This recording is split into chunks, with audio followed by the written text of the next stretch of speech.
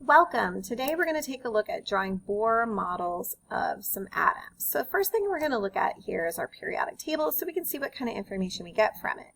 So as you look at your periodic table, and different periodic tables can have some different features to them. This one is a fairly simple periodic table. We have these letters here. These are the symbols for the element. Typically the first letter is capitalized, and if it has a second letter, it is lowercase. Then you see these numbers that start over in my upper left-hand corners. So hydrogen, we see number 1, helium, we see number 2, lithium number 3, beryllium number 4, and so on. These are what we call atomic numbers, and they increase left to right, top to bottom across our periodic table. That atomic number represents how many protons we have in our nucleus. So this information tells me that every hydrogen atom has 1 proton in its nucleus. This atomic number 2 tells me that each helium has 2 protons in its nucleus. So no two elements on our periodic table has the same atomic number, and so no two elements on our periodic table will have the same number of protons in the nucleus.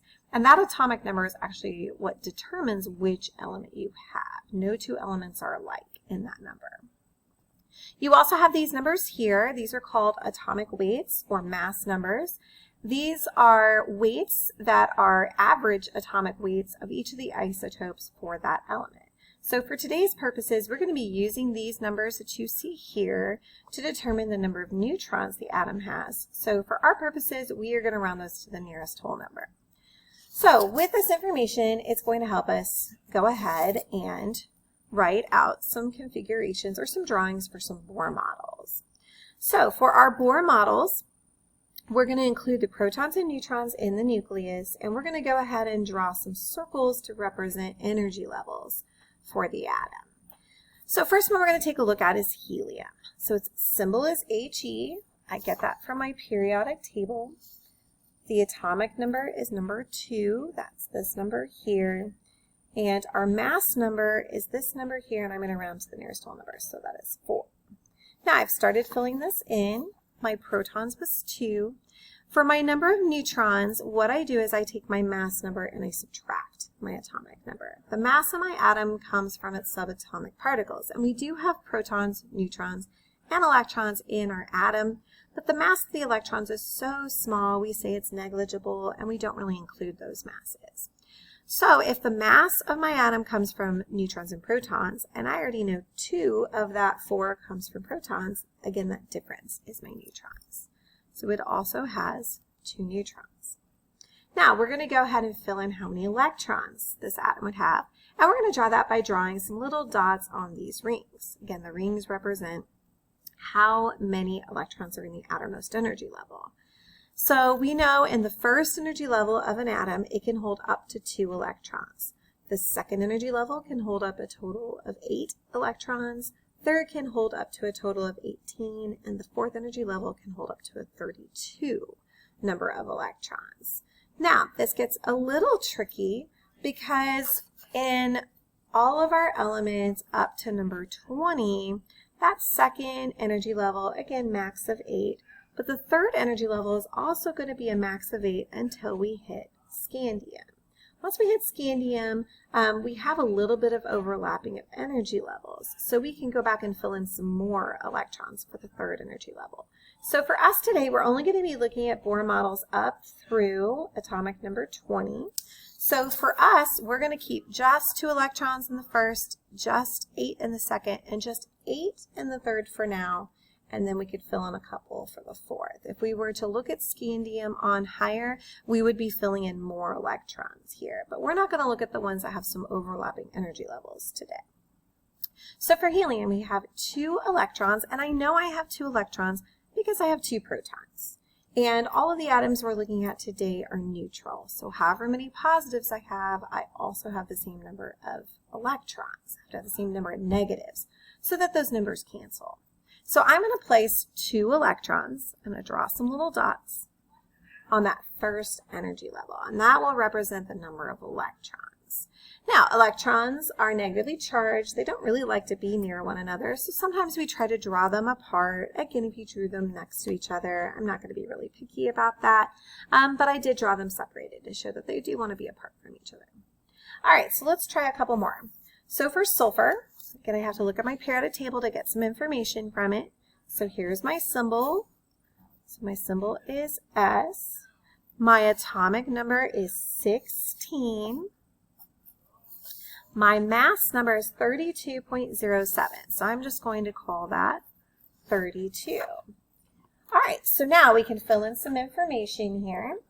My number of protons is my atomic number. So I already know I have 16. And you can usually do the number of neutrons without a calculator, but if you feel better about it, you can totally use a calculator to check.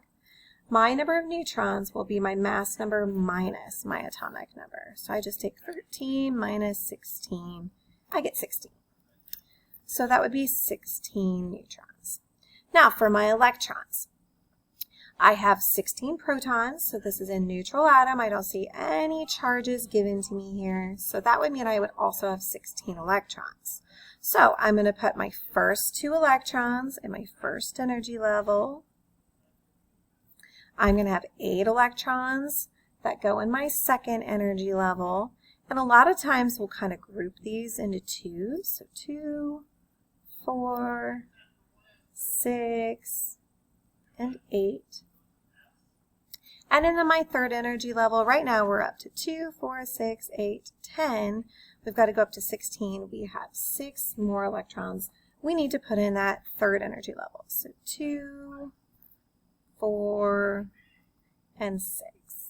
And again, I'm not super picky where you leave the extra blank place for the electrons. If you want to put your 2 over here, leave it blank here, or so on, doesn't really matter. I'm really going to be focused on the fact that you have the correct number in each ring. All right, let's try this again. Let's do this for calcium. So for calcium, we got to find it on our periodic table. The symbol is Ca. The atomic number is 20. And my mass number is 40.08, and we're going to just round that to 40. All right. All right, so our number of protons for calcium is going to match our atomic number, which was 20. My mass number was 40, so I'm going to take 40 minus 20. You can do it on a calculator if you'd like, but I know this one's going to be 20. And because this is neutral, 20 positives will cancel 20 negatives. So I have 20 electrons. All of the ones I'm looking at today are neutral. I don't see any charges in these upper right-hand corners. Now, if I did have a charge, let's say I had a positive charge, I would just take away electrons. So if I had a positive 2, I would just take 2 electrons away from that outermost energy level. If I have negative charges, I would just add that number to that outermost energy level. But today, again, we're just looking at neutral atoms. So I have 20 electrons I'm going to deal with. So again, the first 2 go in that first energy level. That's the maximum it can hold. Second energy level can hold 8. For us, our third energy level, we're going to stop at 8. Again, we're not going to look at any of the atoms that have some overlapping. So for us, we're only going to do 8 electrons. So 2, 4, 6, 8. And if you count how many electrons we have right now, we have 2, 4, 6, 8, 10, 12, 14, 16, 18. We need 2 more. So we need 2 more in this outer energy level, and I'm just going to go ahead and show those separated. Again, if you want to put them together, that's fine too. I'm more looking at, do you have the right number in the right energy level? So that's how you do a Bohr model. Again, we get the protons from our atomic number on the periodic table. We get our number of neutrons by taking the mass number and subtracting the atomic number. Because these are neutral and I don't see any charges on any of these formulas that I was given, the electrons match the number of protons. And then we just have to know that the first energy level can hold up to 2, the second energy level can hold up to 8, the third can actually hold up to 18, but again, all elements 1 through 20 will only fill that first 8. And then the fourth energy level can hold up to 32.